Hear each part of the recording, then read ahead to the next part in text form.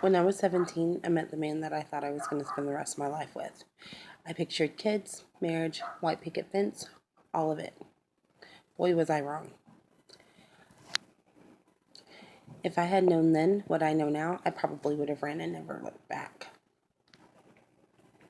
But since I can't turn back time and change that, I'm going to use this as a learning experience, hopefully for others who are in the same situation as I am, or was. Back to my story. I was young. I was in high school. He was older than me. In college, I thought that was so cool. I was instantly drawn to him, but little did I know he wasn't the person I thought that he was. I would like to think that he would have been a good husband, brother, nephew, dad, friend, but his addiction became the center of his world.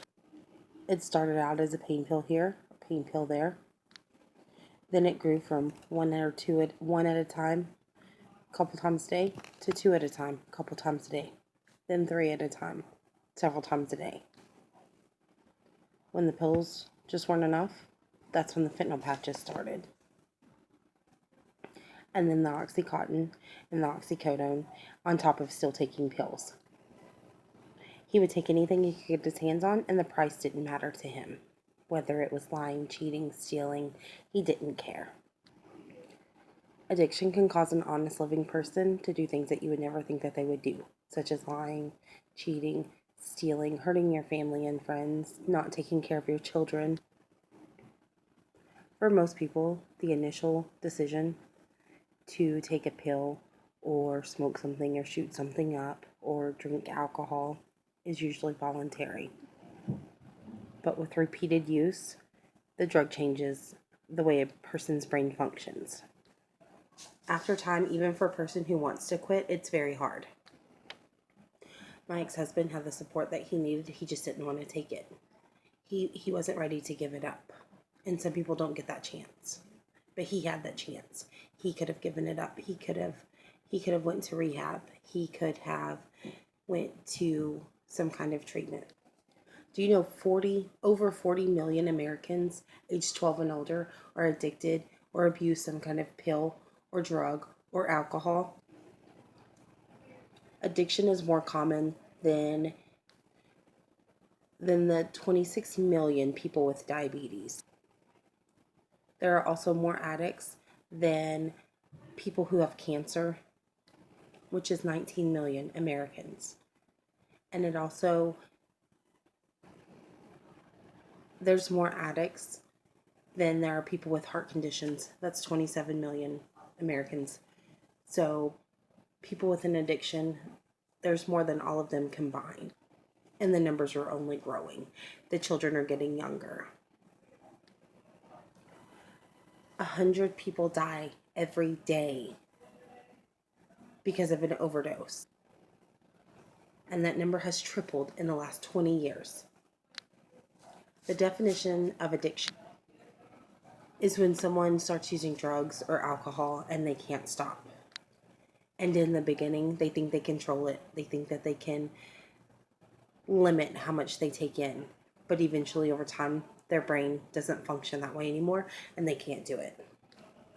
Addiction must meet at least 3 of the criteria, points based on the American Psychiatric Association and the World Health Organization. And just a few of those points are tolerance. My ex-husband started out taking 1 or 2 pills a couple times a day, and it got to where a couple wasn't enough. It had to be more pills, more patches, more Oxycontin, more oxycodone, and his tolerance just built up. I know he tried to quit cold turkey, and just like you see in the movies where an addict is trying to get off the drug and they are shaking and sweating and throwing up, the withdrawals with pain medication is no different. It turns you into a person that's mean.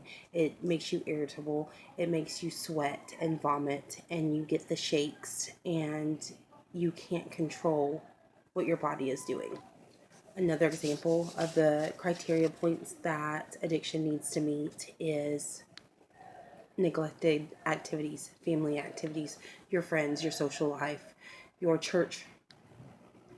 At first, he was a very social person when I met him, always going out with his friends, always going to the movies or going bowling or just hanging out at the house drinking and playing games. He held a job. It wasn't a great one when we first got together, but it was a job. He was only 20, but over time, his friends were not as important. It was harder for him to keep a job. Unless his friends were what I call pill poppers, they were not important to him. If you didn't benefit him, then he had nothing to do with you. Eventually, the addiction got bad enough that he started stealing from places like Walmart, HEB, Kroger. He would steal stuff to either sell or to take back and get a gift card where he could use it to pay for pills or whatever medication he was getting. Addiction causes your sleep patterns to be strange. He sometimes stayed up all night long, and then he would sleep all day long. Or we would be out in public and he wouldn't be able to stay awake.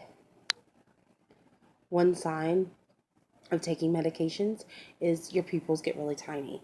That's how I always knew he was high. His pupils got really tiny and he always rubbed his face. His face like itched or bothered him, and so he would always rub his face, and that's how I knew before his actions, anything, it was his eyes that told on him. I wish the story ended where I could tell you that he got the help that he needed and he was better, but it doesn't. He went to a doctor, and he got a prescription for something to help him get off of the pain medications. It was only supposed to be a temporary fix, and he was supposed to be pain pill free. It was only going to be a couple of months. That was almost 5 years ago. Now, not only does he take that prescription, he is still taking the medication. He's still taking the hydrocodone and anything else he can get his hands on. My whole point of this, I hope that my personal experience gives some insight on people who may not know what addiction can do. It ruins marriages, it ruins families. My children have grown up watching their dad, and I always told him that one day he's going to go to sleep and never wake back up. And that is the whole point of me coming to Post and becoming a human services worker with the concentration in addiction counseling. There's help out there. You just got to find what works best for you.